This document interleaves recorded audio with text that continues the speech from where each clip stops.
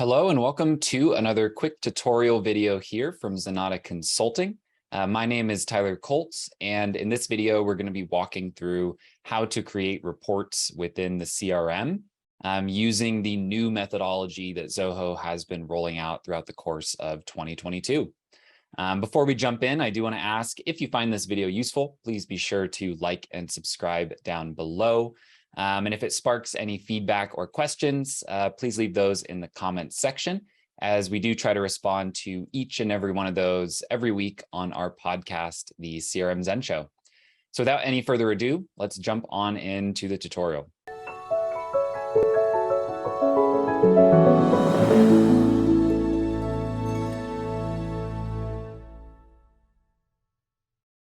So the reports module here has existed in the CRM for a while for creating kind of simple tabular reports. Some of the limitations previously were that you couldn't really select a whole bunch of different modules that related to each other. So you're a little bit limited in terms of what types of data you could pull in.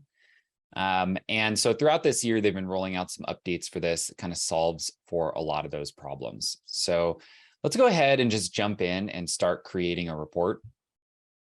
So the first thing that it's going to ask you is, what should your primary module be? Now, in general, right, it's kind of flexible, right? You can make an educated determination on what type of module you want to start with. Let's say that we want to have a report that includes accounts, contacts, deals, and tasks. So this is something that previously you wouldn't really be able to do in the reporting module because of some of those limitations. And so what you want to do is think through, from these different modules, what is the data hierarchy involved, right? And so for us, in this case, we have an account, then a contact, then a deal, then a task, right? And that's kind of the natural hierarchy that those fall into. So to capture this most easily, I'm going to start the report from the contacts module. Now, it's kind of flexible where you actually start these from, and I'll show you just some of the implications as we go. So I'm going to start from contacts. And this screen is new, right? So if you're used to creating them the way that you used to, this will be kind of a new process for you. So here from contacts, we're going to go ahead and choose a parent module. And a parent in the CRM is basically a module where there is a lookup in the child record that looks to the parent record. So in this case, we're going to go ahead and pick our accounts. And then we can choose a child module and say that we want to work with deals. Now, it's going to ask you sometimes for these inclusive or exclusive. So basically, do you want all contacts, whether or not they have a deal, or do you only want contacts that have a deal involved?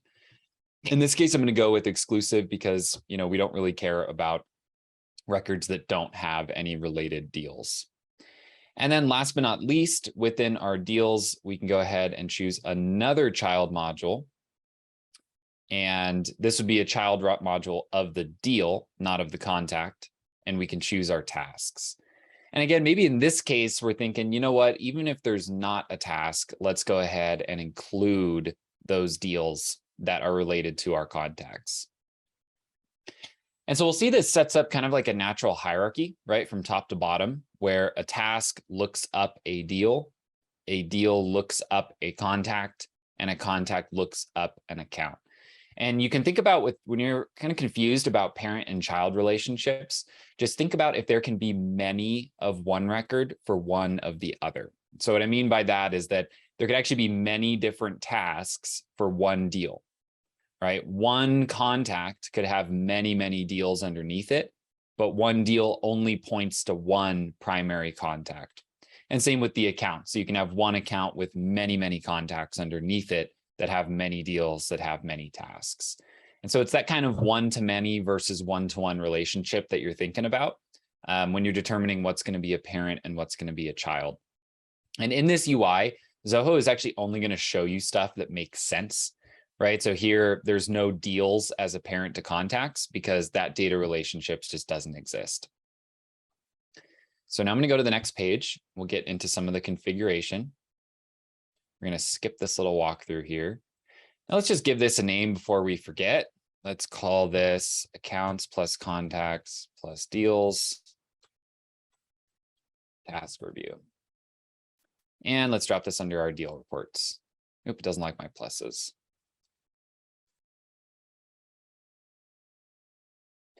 So on the page now, again, a little bit different than what we're used to in the old UI builder. So over here on the left, we're essentially choosing what data we would like to have included on the report.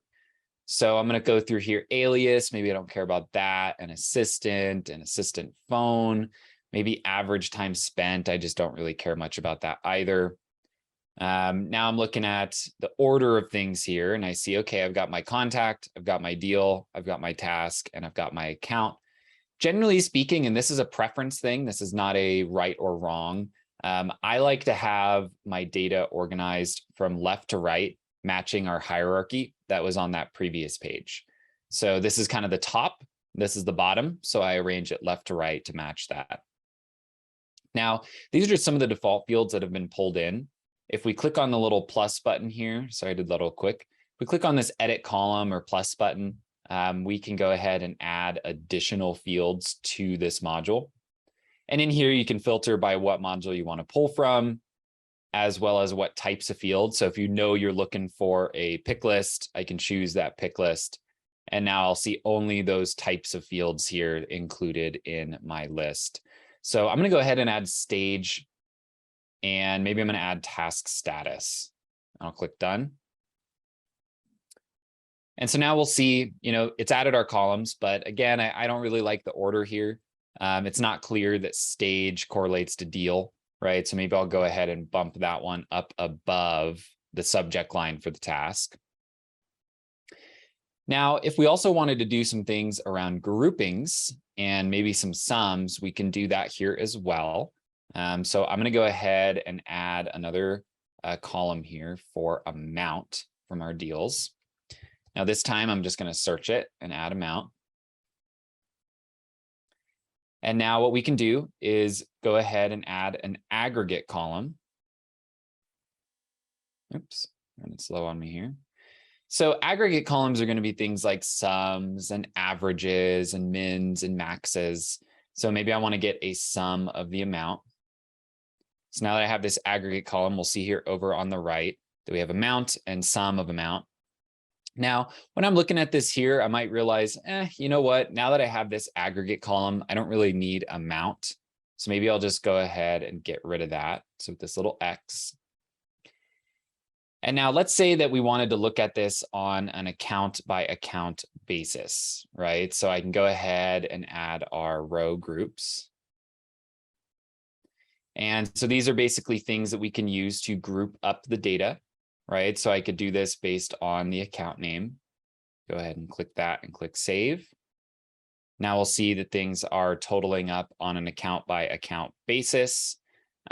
Something to be aware of with this, in this case in particular, is that because we're including tasks, some of these totals might get a little wonky because it's going to sum them up for each of those individual tasks.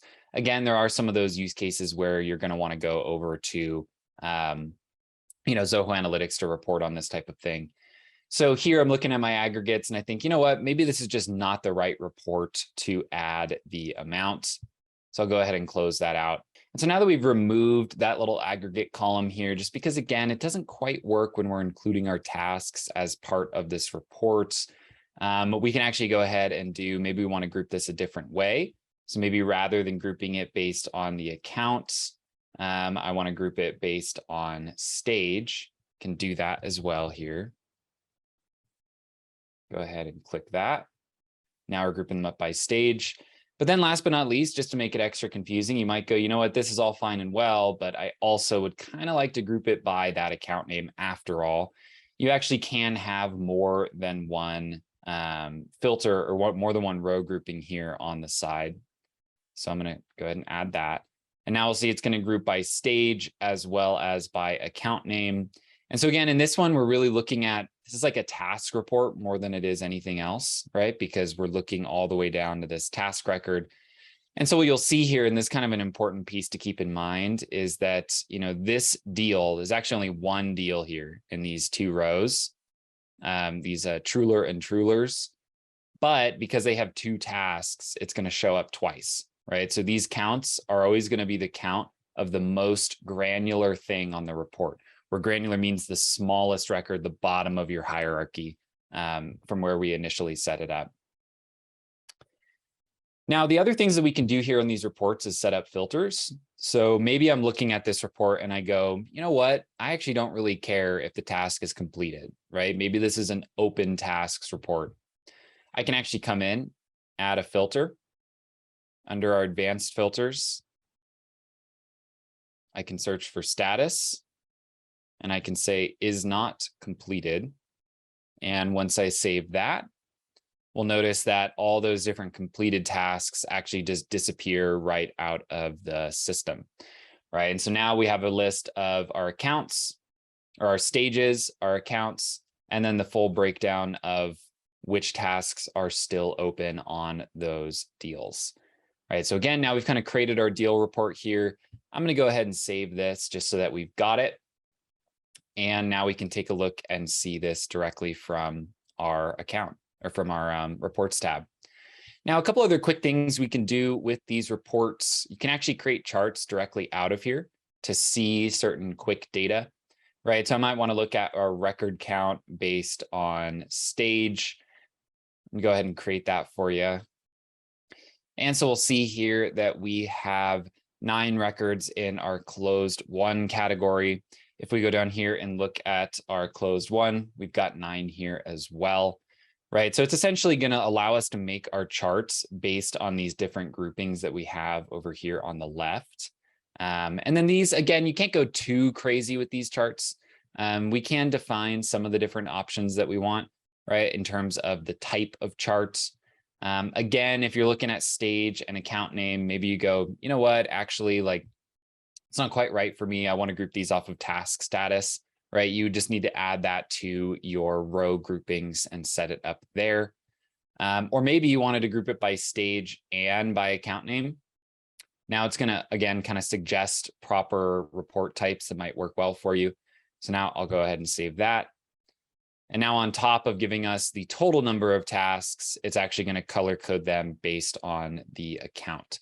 So again, these are kind of good for like a quick view report. It's nothing crazy, right? For really deep reporting, you're going to want to go through Zoho Analytics and go crazy on that side.